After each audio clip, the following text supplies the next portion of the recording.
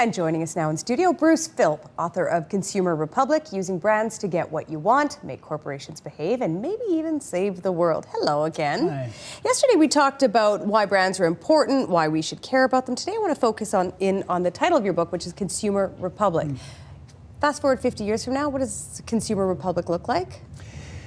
I guess in a sense, I hope we're dealing with the really hard problems, because a lot of what this book proposes are things that I think are kind of low-hanging fruit. So in 50 years, there are sort of a few themes. The first is that we've moderated our consumption. We're just buying less. And in no way does this book suggest that by being pro-brand, we should be, pro-unbridled consumerism. There are too many of us who want too much stuff, and we want it too fast, and that's why the economy's a mess, and that's why the environment's a mess. So we've moderated our consumption. The second thing I think is that the things that we buy are better. They last longer.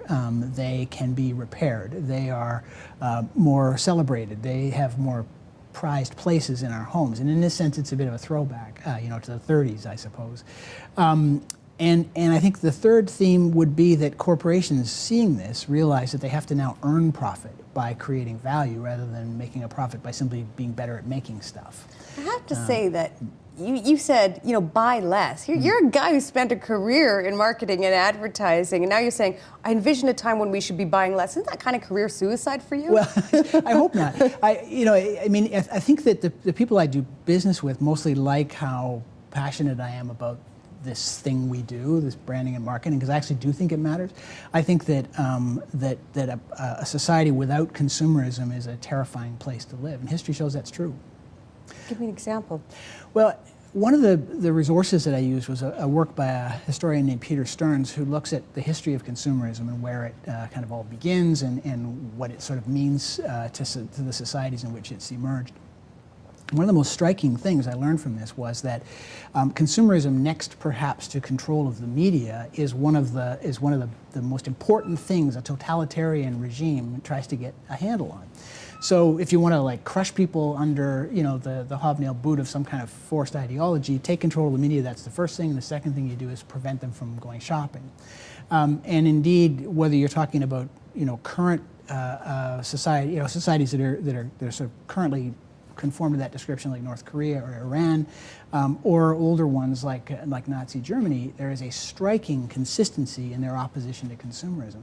And I think I think that if you're trying to enforce an ideology on a people that doesn't particularly want it, the last thing you want is to encourage self-expression. And consumerism, whether we're comfortable admitting this or not, is a form of self-expression. Who knew? Never knew that. Yesterday we talked about 5 brand. Your book also talks about another model of consumerism, something that you called the 100 thing challenge. Right. What is the 100 thing challenge? There's a man in the United States who had been blogging for some years and has recently published a book called The 100 Thing Challenge. His name's Dave Bruno, and he decided to challenge himself to reduce all of his possessions down to 100 objects. And then sort of anyone who read his blog was eventually challenged to do the same thing in their lives. I don't know how many actually People did. Aren't objects in this scenario. People are not Okay. objects, just stuff. Okay. And so when I was writing the book, I gave some thought as to how I would cope with this. And what was interesting to me was that, and I think this was also true of Dave Bruno, that after necessities, I can't live without my computer, and I can't live without certain basic. Some people would say that first clothing. necessity someone should list off is food. Yeah, well, I don't know if that qualified as stuff. Actually, they should go back and have a look at that, because that would simplify things greatly. But after that, the stuff that I wanted to keep, the whole process started to look a bit like Maslow's need hierarchy, right? So there were things I just had to have, but then after a while, things that made the list became more and more about self-actualization and identity. They became more and more about things that mattered to me because they somehow connected to my own story. So, my guitar makes the list because I bought it as a heartbroken teenager, not because I need a guitar or couldn't get another one. Things like that. So the experience really forces you to confront what consumerism has actually meant to you. There is this happy medium, if you will, between owning 100 things and hoarding, Right. like many of us can be accused of doing. How would you make owning fewer and better things appealing to a society, though? We're just so entrenched in consumption. How do you make it appealing? Well, that's a tough challenge because what tends to propel this behavior, really is social. I mean, we keep score not only about how much stuff we've got and the display of that stuff, which is at the very heart of what consumerism is all about, but we also keep score about how cheaply we were able to acquire those and things. how quickly we were able to get it. That's right. So the real challenge, the real mountain to climb here is how we can attach positive social meaning to something else besides that. And I don't know whether we'll do it, but this seems like a great time to try because we are now talking so much about how important it is to be free, to be sort of at choice in the world, to not be, imprisoned by things, about how time is more valuable than stuff. These concepts have more currency now than I've ever seen. So if we've got a chance, it's probably right in front of us. There's this assumption that all of us consumers all around the world learned how to consume from us, we the North Americans, right. And it's a consequence of globalism. You don't actually say that that's true. You write that that's not where the world learned about consumerism. Where did the world learn about this? Well, I think there are sort of two sort of watershed moments in the history of consumerism. And one is its birth, which really occurs in Western Europe at the, during the period of Enlightenment when society was becoming more secular and colonialism was creating wealth where it hadn't existed before. And the historian whose work I mentioned earlier, makes it very plain that although we immediately started to consume stupidly, in the 17th century, it also was an enormous force for social change because it had this way of tearing down class structures. So, he sort of leaves you feeling, and he's got no axe to grind, he's an academic, he kind of leaves you feeling that we sort of messed this up like we do, but that there was a good heart to it, which was we have to create a ladder that's got more rungs in it than just two. And then the second watershed moment's the birth of mass media, where collective cultural experience becomes this brilliant platform for creating collective desire, right? And indeed it did. And this is, the Mad Men era represents some kind of apogee in this regard. That we learned from America. Because they had much more commercial media, and also because as a culture, they were more susceptible to behaving collectively and to display than we might have been here in Canada. Yeah. You're a Canadian, Yeah. you know very well that sometimes we like to blame our neighbors for the South for things that we're probably just as culpable for as well. And what I thought was really interesting in this book is that you talked about the difference between consumerism between the U.S. and Canada. And I want you to read a little bit of that for our audience about what your take on it is. Individualism, the true cultural force underpinning diversity in Canada, is so sacred to the Canadian social contract that even expressions of patriotism can be a little uncomfortable outside certain prescribed contexts. Canadians are a pretty me-then-us bunch, unless the chips are down. And guess what? Canada, like many European countries, has historically always had a significantly higher personal savings rate than the United States, despite having a more comprehensive social safety net. For that to be the case, consumer culture is surely less of a force north of the 49th parallel than it is south of that border. Okay, given that you wrote that, Bruce, and given that our Canadian similarities to European consumers, are we closer to achieving the true consumer republic that you envision as compared to our U.S. neighbors? I think so. I mean, we're heading at a great pace in the wrong direction. I mean, even since the book was written, the Canadian advantage in terms of savings rate has evaporated. The Americans are actually doing a little better job of that right now than we are, and we are exhibiting a greater appetite for debt than we ever have before. But I think that's sort of an anomaly. I hope it is. But the real essence of the Canadian soul is actually very libertarian. You don't tend to get a lot of cultural commentators talking about this. We celebrate diversity and all these things. But the truth is that as Canadians, our deal is kind of, look, I'll leave you alone to do your thing. You leave me alone to do my thing. And the people who emigrate here, I think very often are attracted by exactly that. You know, we make these facile kind of statements about being a salad bowl instead of a melting pot. I think it goes deeper than that. I think it's about more than cultural identity. It's about, look, if you can be civil and participate in our society in a productive way, we'll just leave you alone to do your thing. We really like that. That sort of rejection of collectivism is very helpful in moderating consumerism, because in the States, so much of of what they do is shared and public and comparative, and they love to keep score. I mean, they're an incredible society. They're so positive and optimistic. It's baked right into their constitution. But it produces, as all strengths do, this kind of weakness that they believe that tomorrow will be better than today, and that the victor will go the spoils. And so they perform miracles. They fly to the moon and they save, the world. But they also get themselves into unspeakable debt and have fantastic garage sales. So I think here's an area where Canada might have a lesson to teach the world. You clearly make the point that the U.S. consumer culture may need some reworking, some reshaping. Yeah. But you hold one place in the U.S. sort of sacred from all that, and that's New York City. Yeah. Why is New York different than the rest of that country in this respect? Well, I think a few reasons. First of all, it's not a coincidence that a lot of Canadians are comfortable there, and I think that's got a lot to do with the diversity and tolerance of the city. It's not a monoculture by any stretch of the imagination.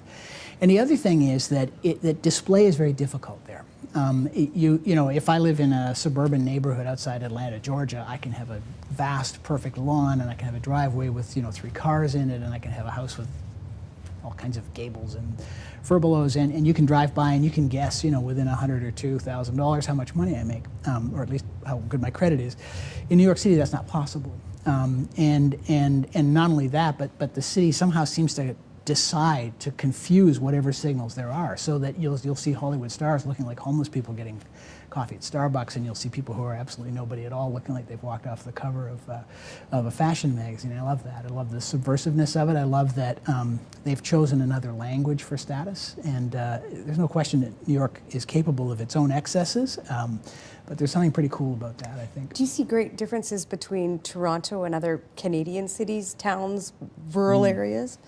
I think Toronto is on a road towards that kind of future where it's impossible to display much, and where we find other ways to express our who we are and our achievements. But at the moment, I find Toronto kind of an angry place. It's grown very fast. It's not coping with that very well, and it's hanging on to the past a bit too tightly. So I think it remains to be seen. Toronto the good, now angry. Yeah. Okay, you're right that we need to shop with focus on product quality and usefulness. That's the consumer republic that you envision down the road. This seems, I don't know, like a rational approach. It didn't strike me as sort of brain science here. Yeah. If it's so rational, I guess the big question is, why don't we? Well, you raised the themes of no logo earlier in this interview, and Naomi Klein was asked when the 10th anniversary edition came out, so how are you as a consumer in this context? And she described herself as something like, kind of deeply flawed but trying. I think that's probably where we all have to kind of start with this. To me, it's thoughtlessness that gets us into these jams. We sort of buy an impulse, or we sort of see something shiny, or we're having a weak moment, or we feel fat that day or something like that.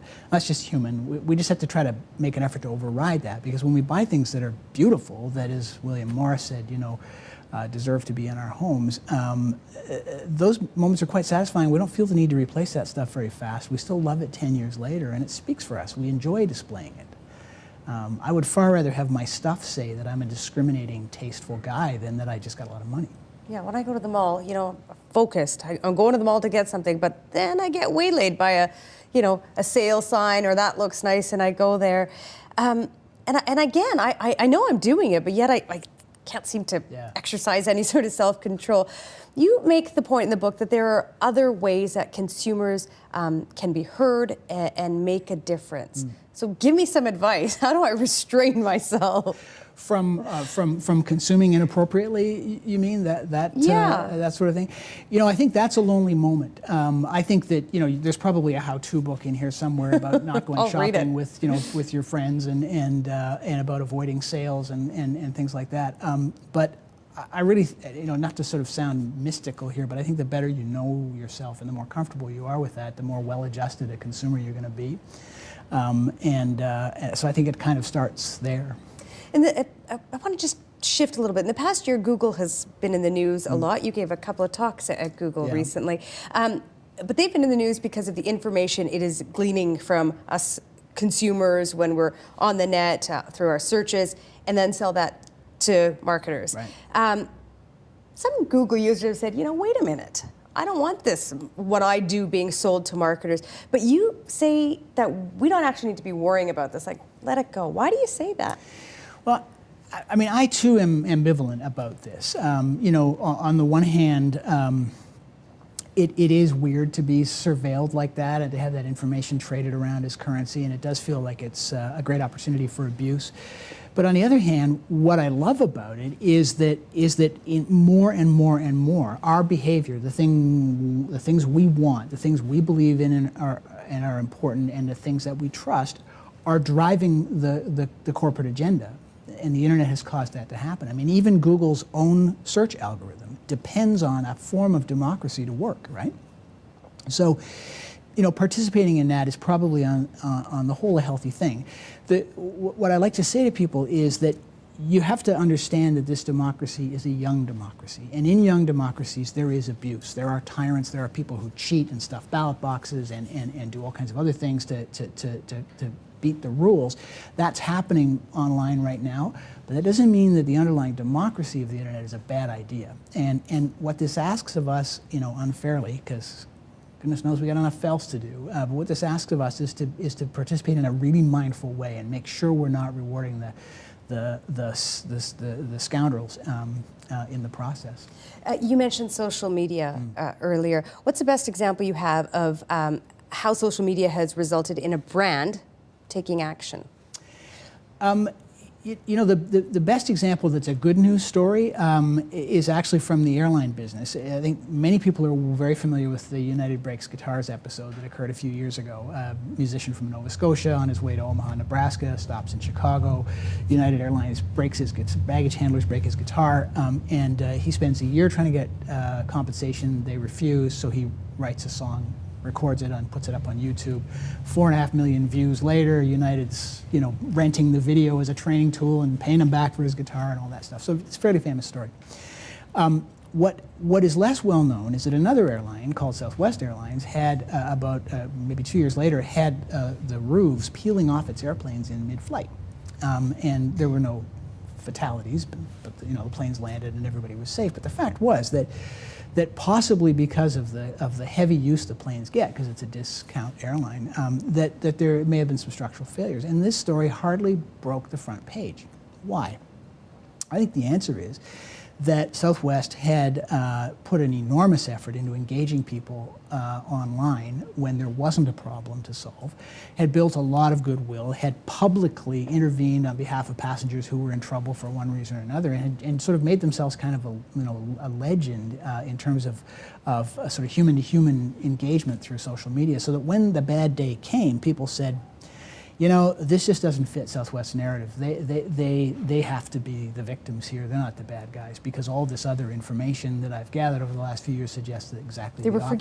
They were forgiving because they'd built up that reputation, as we talked about. Benefit of the doubt. It's sort of a bank of goodwill. And I mean, as an advocate for consumers, I'm quite excited by this, because it sort of says, look, if you just do the right thing most of the time, people may not remember the specific incidents, but as I mentioned earlier in our conversation, they will remember how that feels, so that when the bad moment comes, Toyota's another example. 2010 was a nightmare for that company. They should have gone out of business, or at least been deeply injured. But the fact was that people were not prepared to believe that the Toyota they knew would build dangerous cars. They just didn't believe it.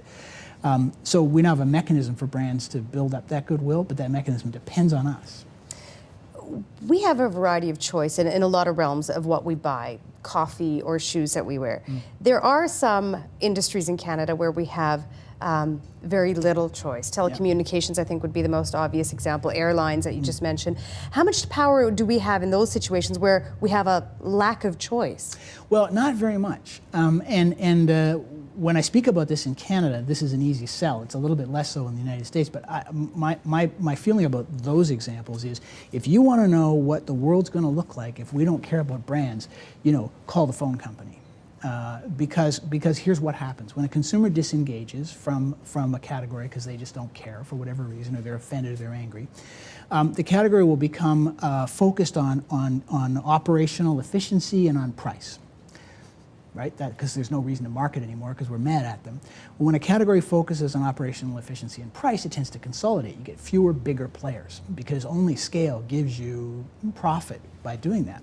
You get fewer, bigger players, you have less choice, and the next thing you know, I'm calling my wireless carrier to solve a problem, and they have absolutely no motive to do anything but the minimum with me because I've got nowhere else to go. Customer service. That's right. Isn't an option for them. They just say, well, the guy's going to stick with me. It's an expense, right? For a real marketer, customer service is a way of protecting sustainable profitability, but for a company like that, it's just an expense.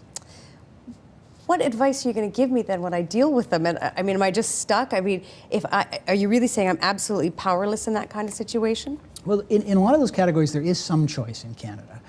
And so to the extent that there is some choice, I'd encourage people to make those choices. Vote with your feet. Yeah, exactly. And not only because it deprives them of your money, but because it sends a signal that you've got agency in this system. You mentioned your guitar earlier that you've had for many, many years. What's your most prized possession that you have purchased based on the rules that you lay out in your book? Well, that would be a candidate because it cost me an entire tax refund, which was like $600, and it was a huge amount of money. So I had it on display virtually from that day to this. That would be right up there. I have a watch that I think I'll probably have in my will to pass on to my son, which was ridiculously expensive and doesn't keep better time than a Timex would. But there's something lovely about the way that humans made it. Things like that. I do tend to get a bit fetishistic about this stuff, but at the same time, I only have one watch, and I think that's not a bad way to consume.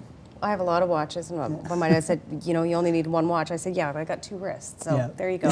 Bruce, Philp, thanks a lot. Thank you for coming in. A great time talking to you. It's been a pleasure. Thank you. Support Ontario's public television. Donate at tvo.org.